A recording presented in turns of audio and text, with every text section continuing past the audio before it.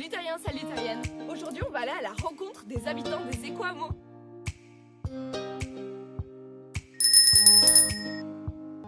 Si tu habites en ville, il est possible que tu ne connaisses pas tes voisins, ou du moins que tu n'aies pas vraiment le ressenti que vous formez une communauté.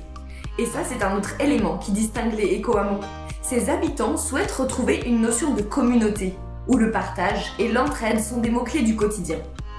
En plus d'explorer de nouveaux modes de vie écologiques, on y expérimente aussi de nouvelles façons de vivre ensemble.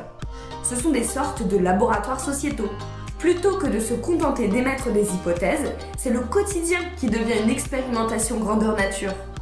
Ainsi, la gestion de l'eau, de l'énergie ou encore de l'alimentation font partie des thématiques sur lesquelles les habitants d'un éco-hameau essaient de travailler ensemble pour faire les choses différemment. Le but, c'est de devenir plus résilient, c'est-à-dire de rebondir au mieux, même face aux imprévus, comme par exemple la Covid. On y retrouvera donc des activités avec lesquelles on a souvent perdu le contact, comme le fait de prendre part à un potager partagé. Bien sûr, ce n'est pas parfait. En fait, tu peux imaginer un éco-hameau un peu comme une colocation géante. Chacun a son propre habitat, mais dépend aussi des autres pour la gestion du quotidien, ce qui peut parfois mener à des conflits. Mais tout cela fait partie du processus.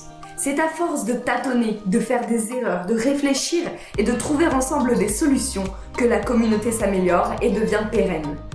Avant de revenir sur Terre, fais un détour sur la page Facebook Process Méditerranée pour en découvrir davantage sur le sujet.